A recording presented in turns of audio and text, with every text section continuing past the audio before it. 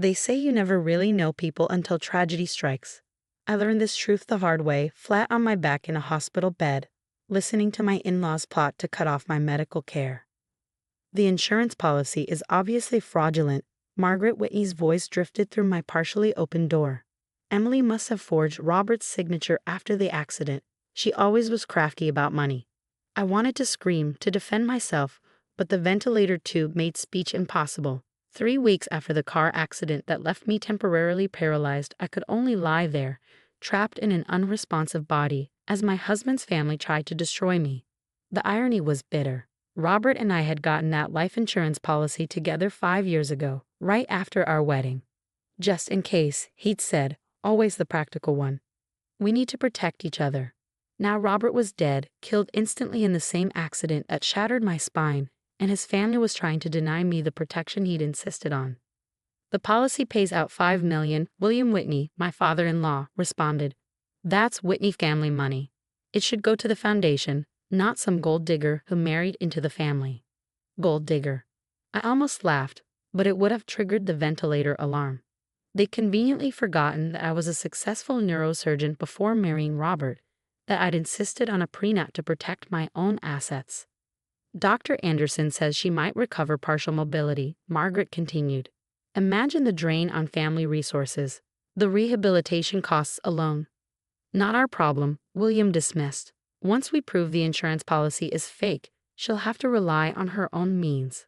Let her family deal with it. My family. Mom was a retired teacher, Dad a small-town accountant. They'd already sold their house to help with initial medical costs, believing the insurance would reimburse them. The Whitneys knew this.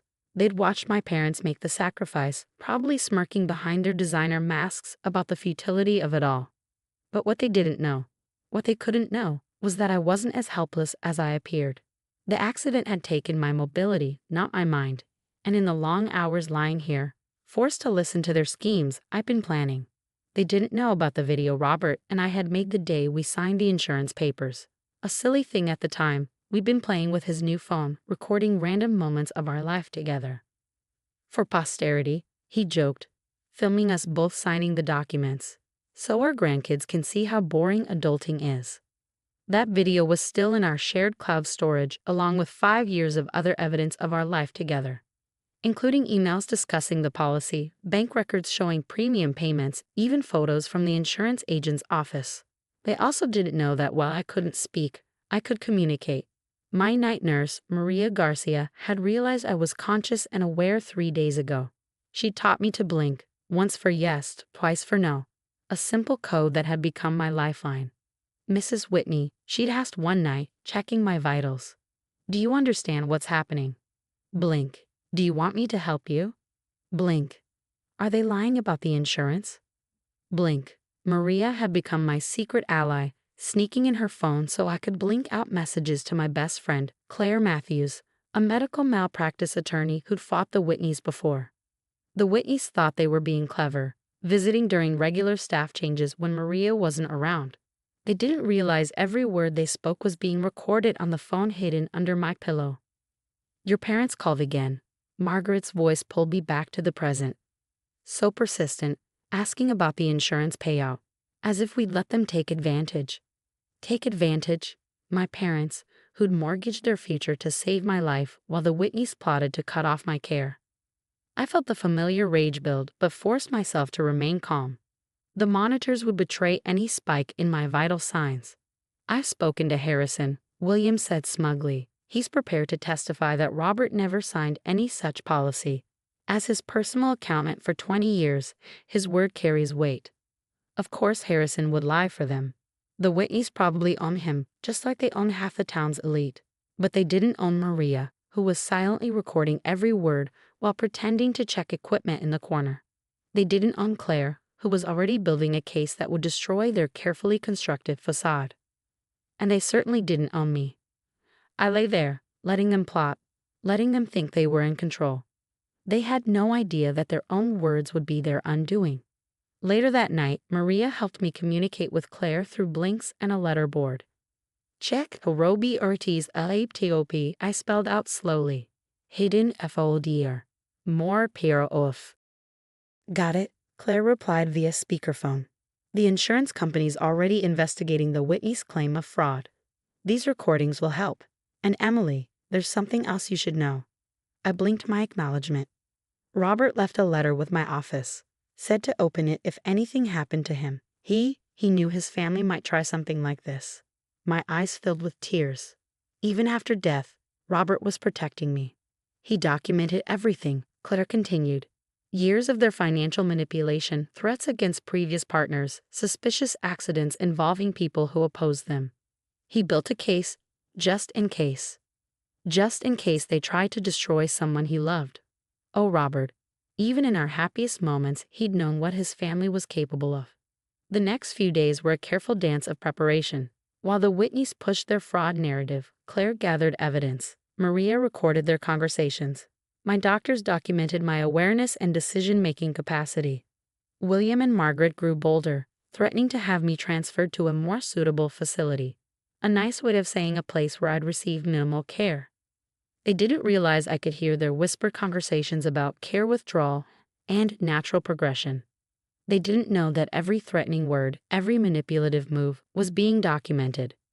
Most importantly, they didn't know that tomorrow, when they arrived with their lawyers to begin transfer proceedings, they would face not a helpless, voiceless victim, but a team ready to expose decades of Whitney family corruption. The ventilator might have silenced my voice, but it hadn't silenced the truth. And tomorrow, they would learn exactly what kind of fighter they were dealing with. You really should sign these transfer papers, Emily. Margaret Whitney's voice drooped false concern as she held up the documents. The facility we've chosen specializes in long-term care cases. I lay in my hospital bed, newly freed from the ventilator but still mostly paralyzed, watching my in-laws prepare to strip away my last defenses. The family's lawyers hovered nearby, all expensive suits and predatory smiles. They'd chosen their moment carefully, or so they thought. A Friday afternoon, regular staff away, witnesses minimal. The perfect time to pressure a vulnerable patient. What they didn't know was that every person in this room was exactly where I needed them to be. Mrs. Whitney, my voice was raspy from weeks of intubation. Before we discuss any transfers, I believe my attorney has some documents to share. Claire stepped out of the corner where she'd been quietly observing. The Whitneys' faces shifted from smug certainty to wary confusion. What attorney? William demanded. We weren't notified. Just like I wasn't notified when you tried to invalidate my insurance policy? I met his eyes steadily, when you accused me of fraud while I lay here unable to defend myself. Margaret's perfectly maintained composure cracked slightly. We don't know what you think you heard. Oh, I heard everything. I nodded to Maria, who pulled out her phone and pressed play. Their own voices filled the room, discussing their plans to cut off my care, their schemes to deny the insurance, their dismissal of my parents' sacrifice. Illegally recorded, one of their lawyers started, but Claire was already connecting her laptop to the room's large monitor. Then let's watch something recorded with full consent, she said pleasantly, from 5 years ago. The video played crystal clear, Robert and I at the insurance office, laughing as we signed the papers. Got to protect my brilliant surgeon wife, he said to the camera. Though with her salary, she probably doesn't need it. The policy was Robert's idea, I said into the stunned silence. He wanted to make sure I was taken care of. Just like he wanted to make sure I had evidence of your family's other activities. William's face darkened.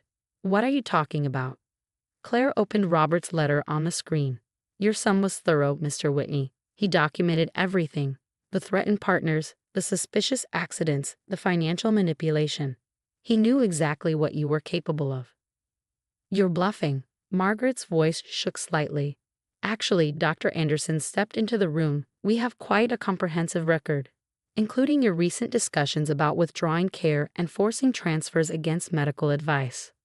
The hospital's legal team followed him in, along with 2 police detectives.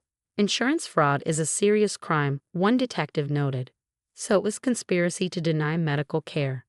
And when we started investigating, we found some very interesting patterns in the Whitney family history. What followed was like watching a carefully built house of cards collapse. The Whitneys' lawyers, sensing disaster, began distancing themselves. William and Margaret's threats turned to pleas, then to desperate negotiations. But I wasn't interested in deals. Here's what's going to happen. I said, my doctor's authority returning despite my weakened state. The insurance policy will be honored, not just for me, but for my parents' reimbursement. The Whitney Foundation will establish a fund for spinal cord injury research, and you will never again try to deny someone medical care for your own financial gain. Or, Claire added pleasantly, we can let the police and insurance investigators continue their work. I'm sure the other families you've threatened over the years would be interested in coming forward. The Whitneys left in defeat, their lawyers already discussing damage control. But my battle wasn't over, it was just shifting focus. The next 6 months were a brutal regimen of physical therapy, learning to breathe fully again, fighting to regain movement in my limbs. Small victories celebrated like major triumphs.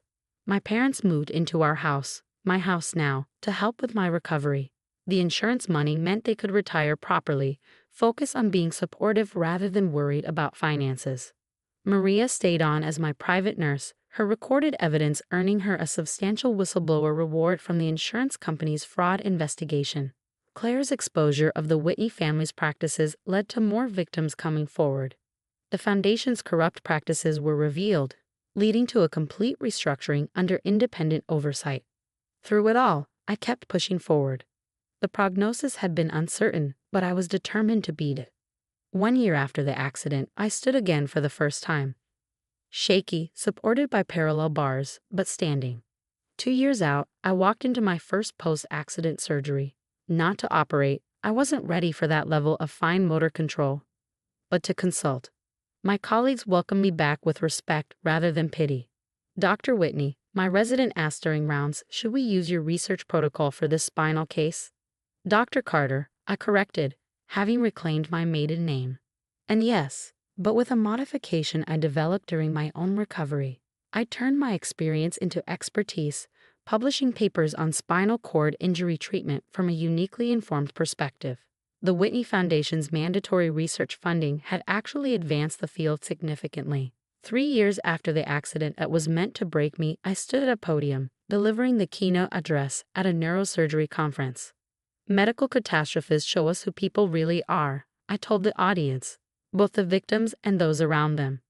We can choose to be broken by betrayal, or we can choose to build something better from the experience. My parents sat in the front row, beaming with pride. Maria and Claire were there too, the friends who'd become family. Even some of Robert's distant relatives who'd supported me against the Whitneys attended. Later that evening, I visited Robert's grave, placing fresh flowers beside the headstone. You knew, didn't you? I said softly. What they might do. That's why you left all that evidence, made that video, protected me even knowing you might not be here. The evening breeze stirred the flowers, carrying the scent of approaching spring. I did more than survive, I told him. I changed things, made it harder for them to hurt anyone else, built something positive from all the pain. Walking back to my car, slowly but independently, I thought about all the ways life tests us. How tragedy reveals both the worst and best in people. How sometimes the greatest strength comes not from fighting back, but from moving forward with purpose. The Whitneys had tried to silence me, thinking my paralyzed body meant a paralyzed spirit. Instead, they'd unleash a force for change they never expected. Sometimes the best revenge isn't about getting even. It's about getting better, in every possible way.